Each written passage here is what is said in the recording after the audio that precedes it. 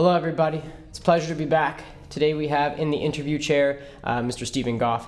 Stephen is an excellent vocalist here in our senior choir, and he's agreed to sit down with an interview with me, which is really excellent. So Stephen, thank you so much for being here. Thank you for having me. It's a great opportunity. Yeah, so Stephen, to start off by telling me a little bit about yourself.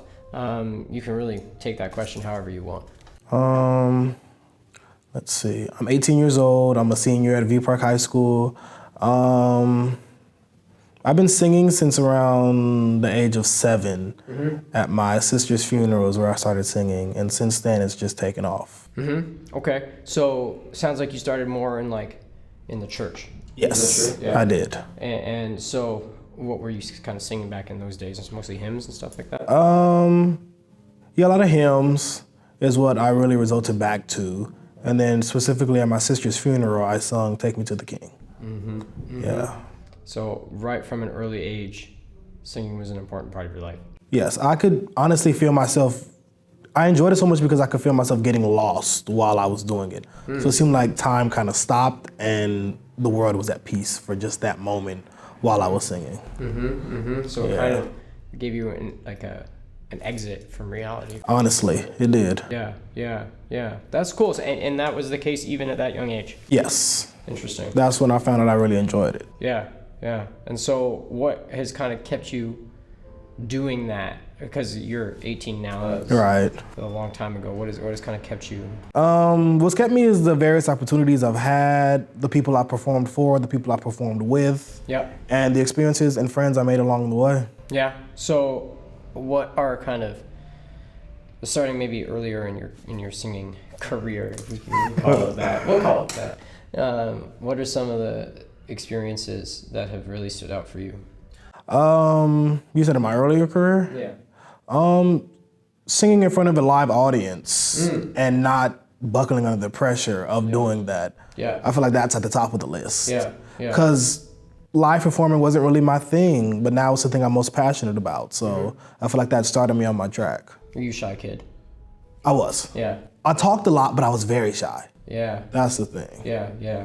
And it baffled people because like, Stephen, you talk so much. I'm like, I know, but like in front of an audience, no. Yeah. No. Yeah, I couldn't. It's just like public speaking was still kind of like a little scary.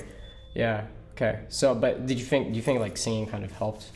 I do. It really brought me out of my shell completely. Yeah. And it's what I love to do now. Good.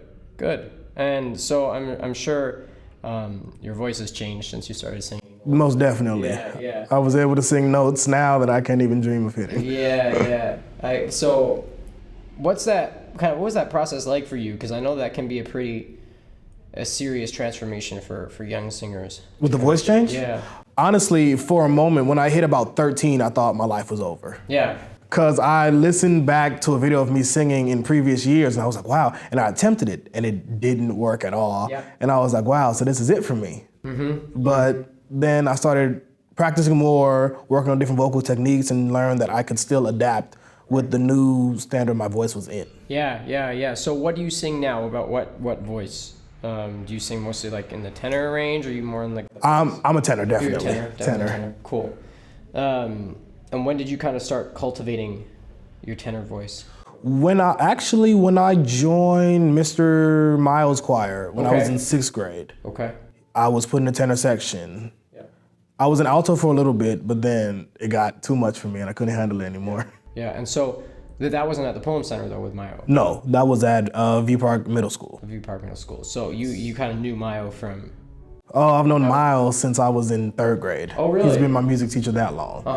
Yeah. And always at school or in other... Always at school. I didn't even know about the center. Yeah. I just knew Mr. Miles from my school. Yeah, he's kind of everywhere. Honestly. Yeah. No, that's cool. So you're starting off with Mayo.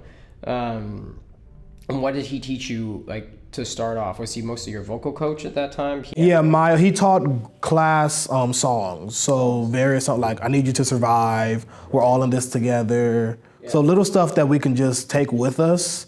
And like those are songs I can just sing off the back of my hand now. I just know them. Right. Yeah. But it was mostly like vocal training. Yes. Yeah, cool.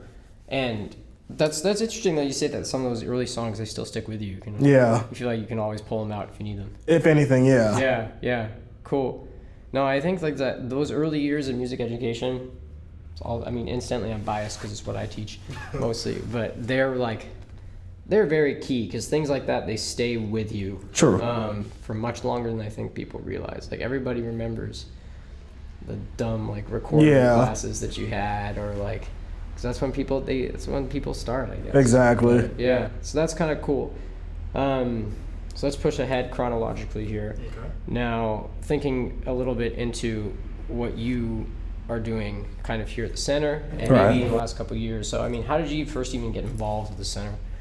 Oh, coming to the center. In the summer of 2018, one of my friends called me and said, "Hey, Steve, I need you to do this part for me in a play we're doing at the center." Right. I was like, "Acting, really?" Like, no, I'm not going to do that.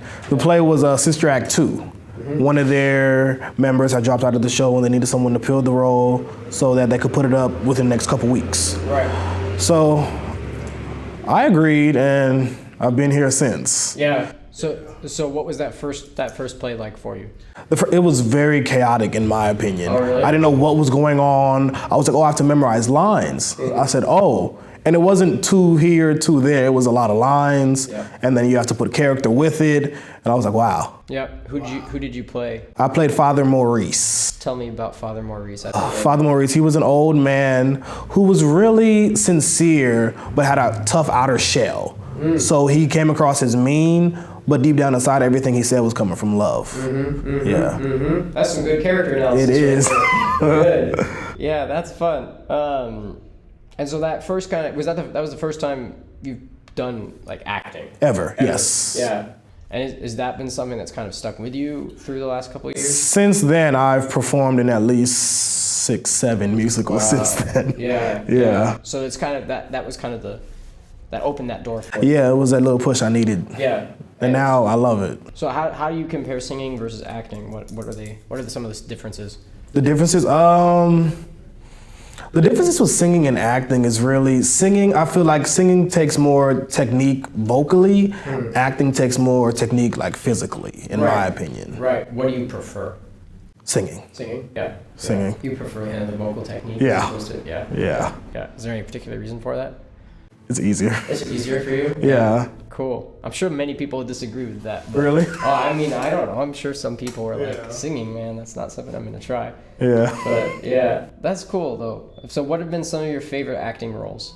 My favorite acting roles would have to be, I was just Simba in Lion King Jr. at my school. Right. I was Randall in Bring It On, the musical. I was Daddy Warbucks in Annie. I think Daddy Warbucks had to be my favorite one. Cool. Yeah. What was it about him that you really liked? Daddy Warbucks, he was mean. Oh, yeah? He was so mean, he could just yell and people would do everything at the snap of a finger. I loved it. Yeah. I loved it. That's like kind of a character that you kind of, maybe not related to, but you appreciated. I did. Yeah. Oh, that's cool. Yeah, what do you think, because I know that a lot of actors say this, is like acting, the act of kind of breaking down a character, figuring out, what are their motivations and what do they really like to do. I can sometimes teach about who you are. Honestly. Do you feel like that's the case for you? I do. I typically play older roles because I've always been considered the teen with an old soul. Right. My grandmother practically raised me. Yeah. So I'm the kid with an old soul. Sure. Yeah. So you like the kind of like, you feel like the culture, like the old eras. Yeah, okay. That's cool. And so, could you elaborate a little bit on that? Like, what specifically do you, like, how do you internalize that? Internalizing it, it's really just knowing that you lived on the earth for such a period of time, that people start doing what you say, you have quote unquote power in the world because you've lived here X amount of years. So, yeah. Yeah, so you're kind of like, you're looking for some respect. Yeah. Cool. What are some of the things that you do to try and like build that respect, do you think? I let people know that it's not okay to talk to me however you want to talk to me. Right. Because we've always been taught that respect is earned, not given. So if you want respect from me, you're going to have to respect me. Right. And that's bottom line. That's the bottom line. Yeah. I like that. That's a good way That's a good way to go through life. Yeah. No, because it's sometimes hard. Right? It is. To maintain that. Yeah. I've noticed that, especially as a teacher. It's like even those third graders, like they understand that to a certain extent. I mean, there's still some things they got to learn about that kind of thing, but they still understand that like you need respect is earned. And it goes for teachers too. Like you need to earn the respect. I'm sure you've had teachers back in the day that didn't have the respect in their classrooms, but definitely it happens. Yeah. But that's cool. And so, obviously, you've done a lot of acting here at the Cultural Center. Then you've kept up with your singing as well, I'm assuming. Yes. Yeah. What kind of activities do you normally get into with singing here at the center? At the center, I I practice with the senior choir each week, Tuesdays and Thursdays. I'm here. Whenever Mr. Pullum asks me to sing with him, I'm always open. Whenever Mr. Mile needs me, I'm always there. I'm the kid who's always going to be there. Sure. You can count on me, honestly. That's a good reputation. Yeah. Cool. Why is that so important to you? It's important because it shows that I care about what I do, and I execute things in a certain way so that people expect nothing less from me. Yeah.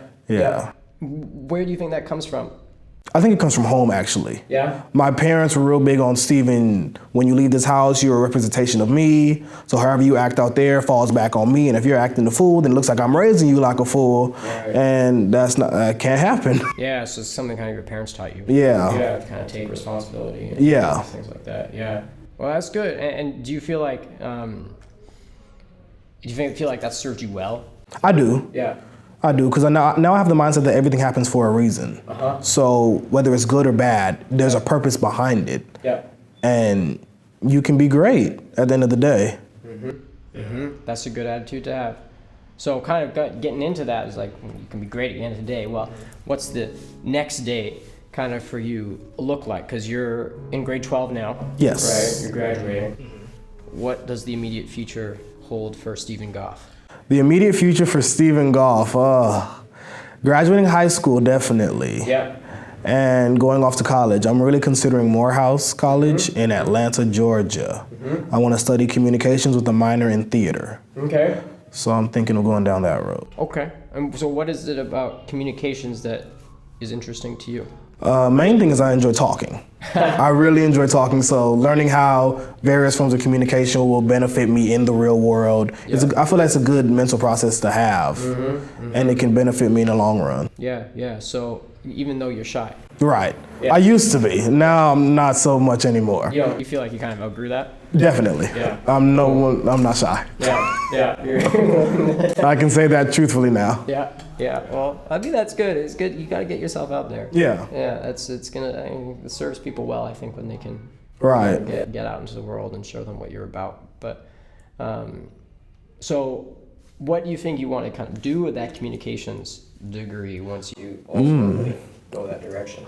My biggest goal, I want to be a public relations specialist. Okay. So that's where you put out various things, whether it's media or online, different things like that, and you put out things to the public for them to see, and it can either benefit themselves or their community around. Right. So, I mean, PR obviously is a pretty big field, right? There's a lot of people doing a lot of different things. Like, True. If you did PR, who would you like ultimately want to work for, do you think? A media corporation. Okay. A media corporation. Not one specific, but just one in general. Sure. Right. So like a kind of like a TV media or like radio? More like social media. Social media. Yeah. Cool. Because I feel like that's the time we're living in. Yeah. Everything's at the touch of a finger. So. Yep. If it's right there. With me on that. Right. So, yeah.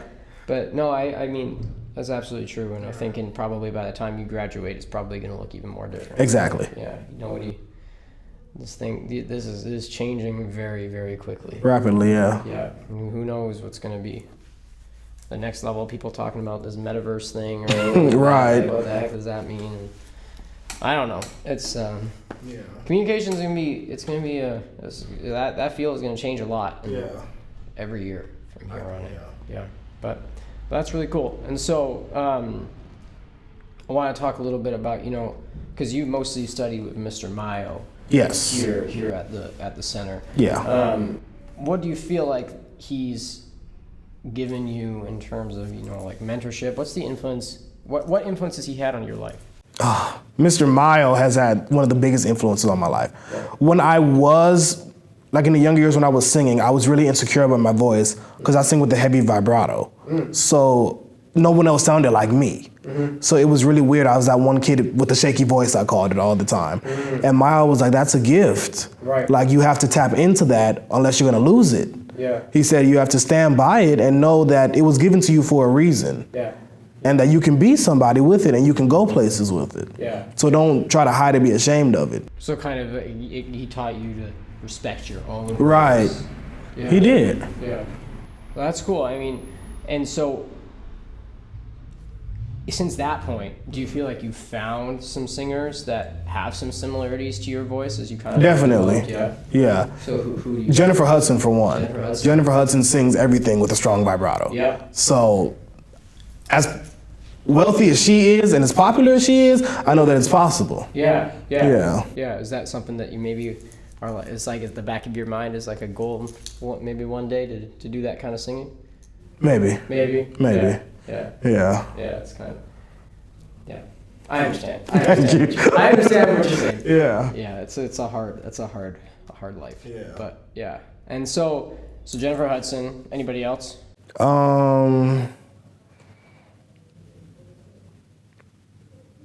You mean as far as like people who inspire me with music in general? Well, we could go that way if that's the way that you want to. Yeah, okay. Go for it. I really love old school music. Sure. So Whitney Houston, Michael Jackson, Stevie Wonder, those three are literally the top of my list. Yeah. The music back then had a message behind it that you can find within the lyrics that it presented. Even if it didn't say what the meaning of it was, you were able to internalize it and know what they were trying to portray through that song. Yeah. And I love that. So you feel like that music today doesn't necessarily have that same. I don't think so. Yeah. It's kind of Everything's just microwavable. Yeah. Just put it in and it's done. Yeah. Nothing really takes time anymore. And I feel like time is what guides us through.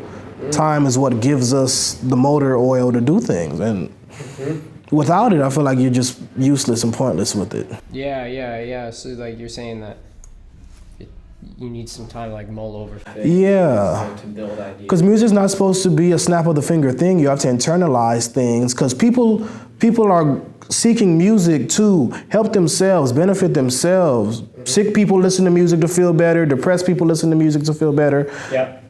It's to help people. Yeah. And you can't just do it with the snap of a finger. It's not going to work. Right. Yeah. How has kind of what role has music kind of played for you in your individual life? In my individual life, I feel that music has been my therapist throughout my years. Whatever trial I was going through in my life at that moment, I could put on a song and I could feel better in that moment, knowing that it won't always be like this. Things change, and it's okay to go through different changes in life. So my therapist, yeah. Sure. Okay. And so it's kind of been there for you. Always. Always kind of provide you with that additional support when you need it. Yeah. Yeah. Is there a song or two specifically that you feel like has always been there for you? I Understand by Smokey Norfolk is at the top of my list, definitely. Yeah. The message behind it is, can I get religious? Yeah. The message behind it is that God always watches over you. He understands what you're going through. It says, one more day, one more test, I'm preparing you for myself. Yeah. So go through this and it's okay because I'll be with you in the end. Sure. So, yeah. So this is a very uplifting. Yeah. Uplifting vibe for you. Cool. And so we'll take that as a recommendation for people to listen to. Okay. But do you have anything else, any other music recommendations for? Everything's Gonna Be All Right by PJ Morton. The message is in the title, Everything's Gonna Be All Right. Yeah. Don't stress, let it be, it is what it is. Yeah. Just keep going. Yeah. We love PJ Morton. I love PJ. He's a great singer. Yeah. Cool, that's one. Give me one more. And then Blackberry Molasses by Mista. Cool. I don't really know the message behind that song, but it has such a nice groove and a beat. I love it. Yeah, cool. All right, Steven. Well, we're going to leave it there. Thank you so much for your time. Thank you. And we'll see you soon. All right, awesome. Cool.